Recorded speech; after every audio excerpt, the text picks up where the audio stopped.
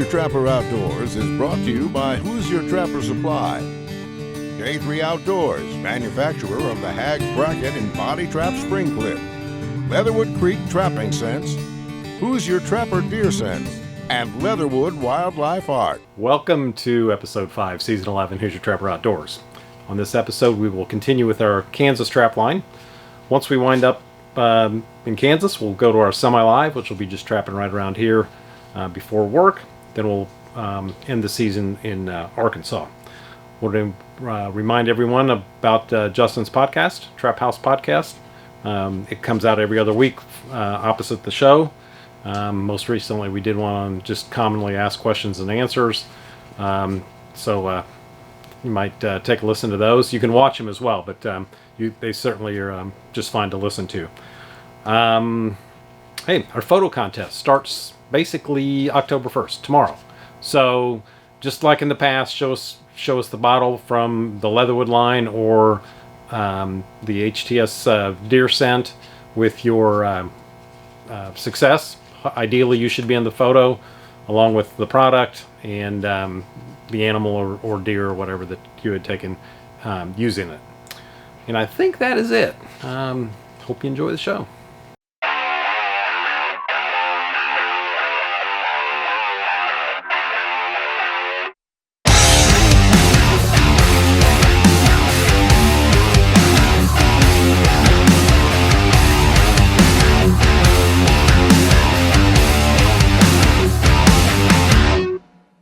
Well, that's a first for me. Never caught a porcupine before. Rise and shine, porcupine. Such a cool defense mechanism they got here. He's turning his back towards us. He's got his quills out, protecting himself.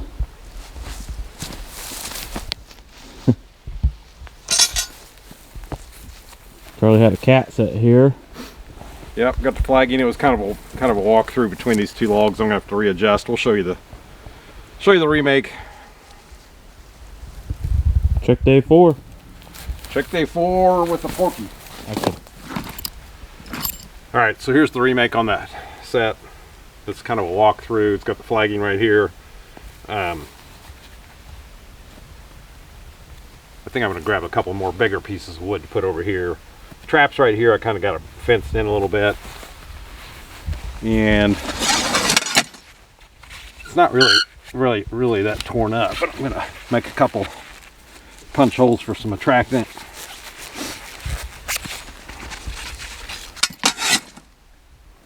And we're gonna call it good. So I'm gonna put beaver castoreum and finicky feline. That's what I'm gonna do here. I'm gonna give just a little shot of Bobcat yarn. So.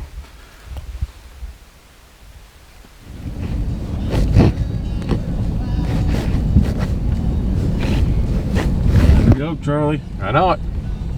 Back foot catch. Check day 4. Porcupine coyote. That coyote. You think he's a badger? I think.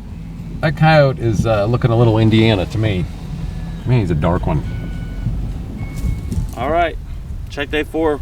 Still very early in the day. Early on the line, and already connected here on a predator. We've got a coyote here. There was a dirt hole pit in. There's a fence line and this crop edge. There's cattle over on this side of the fence.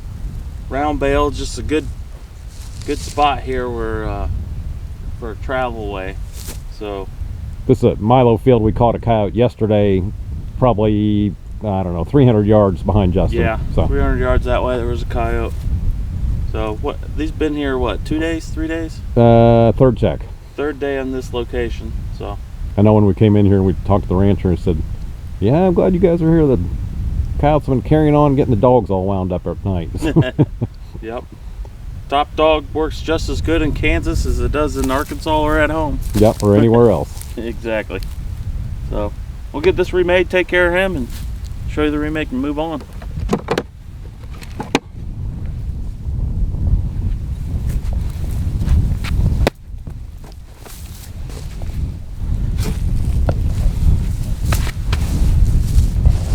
It's like a badger mound. Alright, here's Justin's remake. Plenty of eye appeal here, all dug up. You can see that from, probably see that from a satellite. His nickname is Excavator. Yeah, it definitely has the Indiana vibe going on. Coyote nonetheless. Yep.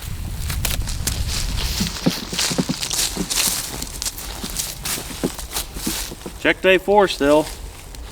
Had a coon here yesterday. So, back-to-back nights with coons. There's no shortage of them around. And they're usually pretty big. He's got it really tore up, so this is going to be a trash pile style remake. Top dog. Had some black gold on this remake, I think, yesterday. So, maybe I'll change it to something different. Maybe we'll catch a different animal. Put some Coyote Carnage on there. I like Coyote Carnage on my remakes. So, take care of him and get moving. All right, this is awesome. So this is the location we caught the cat at yesterday. So clearly a good spot. Back to pack, obviously this cat smelled where that other cat had been. Great location anyways. I think this is the 3rd or 4th time I've done this where I've caught a cat one day and a cat the second day in the same set. So, over the years. This is a little bit bigger one. Yeah, he's bigger. Good size. Big old Tom, I'm assuming. Probably out on the prowl. He is not happy.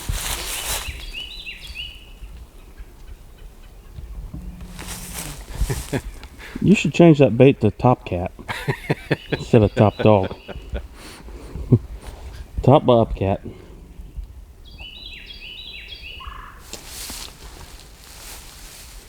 All right, so this is a pretty nice cat. Pretty good sized cat, as you can tell. So it's got a pretty decent belly on it. The back's nothing, you know, just standard cat. But it does have a nice belly on it. Big old Tom. I don't know what this thing weighs. 25 to 30 pounds. This is a big cat. Yeah. So we showed the remake on this yesterday. Since it's a 2-cat set, back to back, we'll show the remake again today. Got the trail coming out of the woods, coming into this old homestead, abandoned homestead. The set's right here. I didn't even super blend it. It didn't really need to be blended. The Attractant, Top Dog, Black Gold. I don't remember what all I put on there, but it's all right here. Just gotta wait for another one to come through. So we've caught, I think, a yearling, and then this big mature Tom. Clearly there's more cats here. And this is definitely a spot to come in for them to hunt for prey, for sure. So we've got 5 more checks, so we'll see what happens. All right, got a skunk behind the old homestead here, so we're gonna use that skunk sleeper, and we used it yesterday. It worked awesome. So typically we don't catch skunks, so it's not really something we have to be concerned about. We knew on this trip that we would likely catch skunks, and this will be our second one. So, but we'll see if we can get it taken care of without getting sprayed.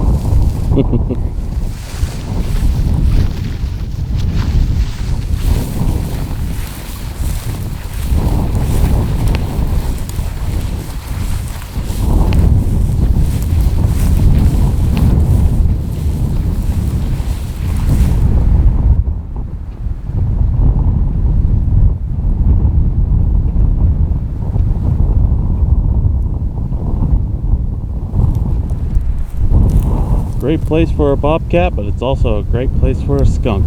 Yeah. Do your magic, Charlie. We'll see what we can do.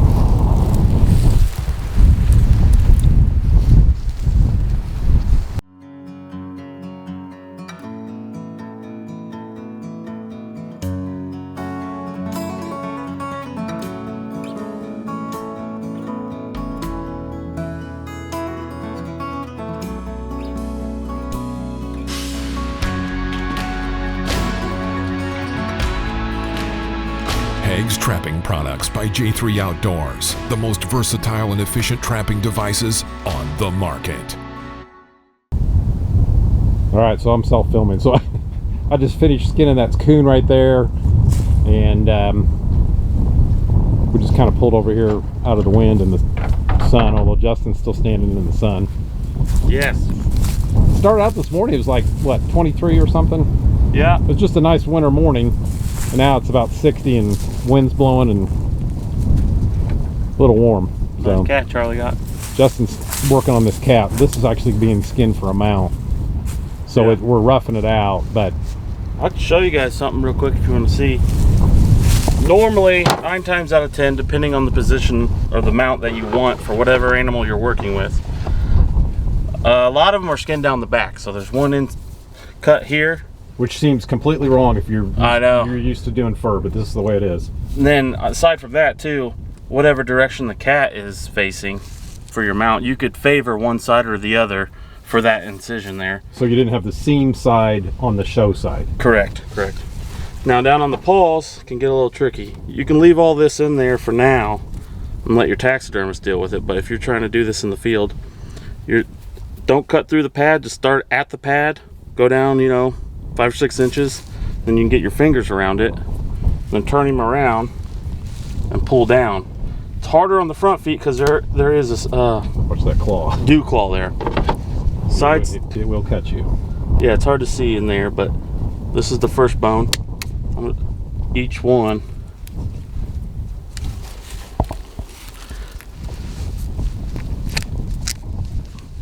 There's another one.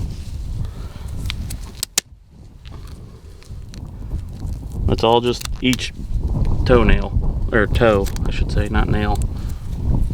This side's a little trickier because it's got that dew claw deal. So let me reiterate, this is not skinning the feet out. This is roughing this out for a mount. Yes, we're So roughing this foot has to be completely cleaned out and skinned out once we're back at our shop. And So at this point, I clipped every toe. Then you can peel it back a little bit. There's some tendon in the way. Peel it back a little bit. What your taxidermist will do, he'll take that paw and he'll flip it inside out like that. Then he can take his side snips and grab each nail, pull on a little bit, not crazy, and it'll just start coming out. They'll all roll out. You just keep working them down until there's nothing left except the nail. Then he'll go through and snip all that off there too, all that excess. So you get the point. So that one, we'll even go down farther than that in detail with a scalpel. But roughing it out in the field, your taxidermist will love you for that. just or just cutting away. So yeah. Yeah, or keeping the feet on for a tan even. You can do that. So cool. Got one more to do and have him finished up. That's a big cat. I wish we had a scale with us. We're gonna have to bring a scale because these coons out here are worth weighing just on the big ends because we don't catch coons like this. And this cat right here is a big cat. He wanted a piece of Charlie this morning. He was not happy. Charlie's finishing a set here off this 2-track, and it dives down in this little wash that goes down to the bottom, real thick. Hopefully we get traveling bobcats possibly up this way. We doubled, set 2 sets here. Dirt hole there, I'm right here. Small little punch hole there. It's got a little bit of sheep's wool, liquid coyote fox bait, some jet fuel in the backing, some bobcat urine, some very light blending on there, but still pretty good dirt pattern there, eye appeal. What are you using, Charlie? I'm going to use some Top Dog in the Hole finicky feline, and you just skinned that bobcat when you emptied the bladder out, so we've got some very fresh bobcat. Yeah, that's about as fresh as you can get. So whether or not that really makes a difference, I don't know. I think it does at the set location. When you've caught a cat, certainly in this scenario, we're definitely going to use it. But this location, we've got trails coming up this side. We've got trails coming off that side through the tall grass, coming up out of that ravine right there. And then they're going behind us across this 2-track. So we've got trails going this way, and then we've got the advantage of the 2-track going this way. So, and the wind is coming at my face, so it's going to blow across the 2-track. So it's kind of a setup that's got everything going for it, you know. So hopefully we've got enough time to check them. I mean, enough time for the animals to come through so we can catch. So we'll see. But, Yeah, I think it's a home run spot. yeah, Just as long as we're here long enough, should Right. connect. right. No droppings or sign to speak of, though. No, there's no sign. Of course, the ground is concrete hard, and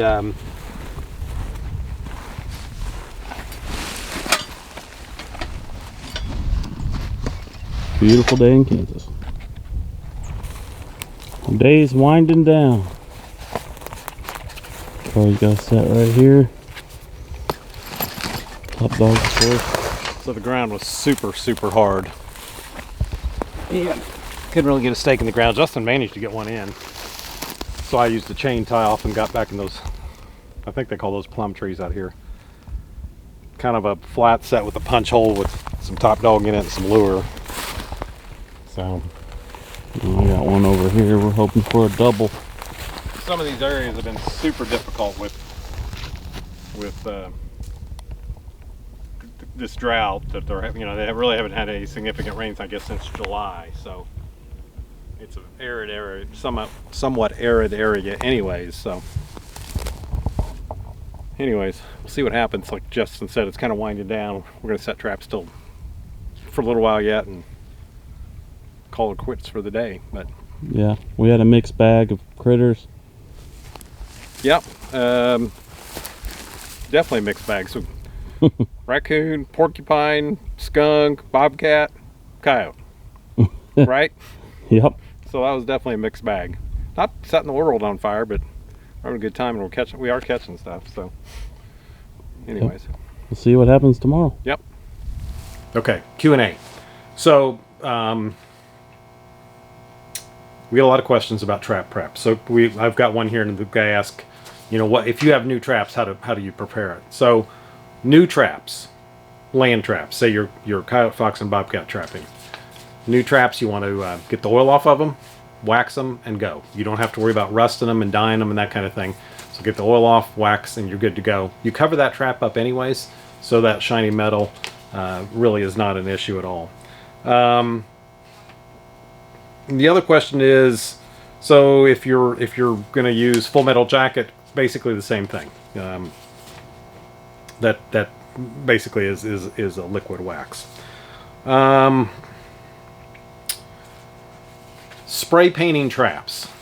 So spray painting dog proofs, spray painting water traps, spray painting body traps, Conda Bear style traps. All that's just fine. We just reuse Rust-Oleum paint on our dog proofs. You don't have to do it every year. It holds up pretty well.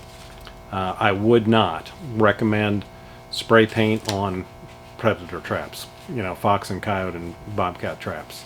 There's guys that do, but overall, it's just kind of an issue. So I would stay away from that. It seems like you never can completely get rid of that smell. And then if you want to get it off, it's a pain to get it off. So just stay away from that. Traditional wax is definitely the most economical way to go. So, and your wax hardens up and you can keep it from year to year. So I hope that helps. Lip Licker Deer Lure. Success speaks for itself. Okay, here's the deal. Lip Licker Deer Lure. Bucks and does both respond to it, and they will respond to it every month of the year. So take the guesswork out of what attractant to use. This stuff works all the time. It even works during the heat of the summer. Deer will respond to it.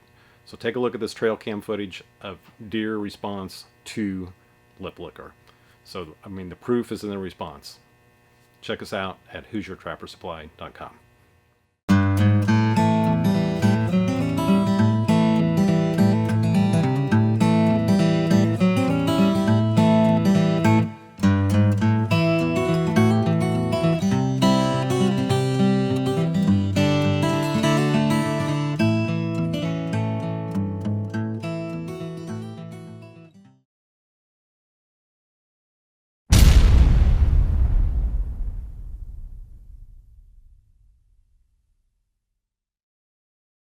Trapping plays a very important role in modern-day wildlife management. Professional wildlife biologists monitor fur-bearer populations to maintain a healthy and sustainable harvest of this important, renewable natural resource. Trapping provides recreation and income for licensed trappers across this country.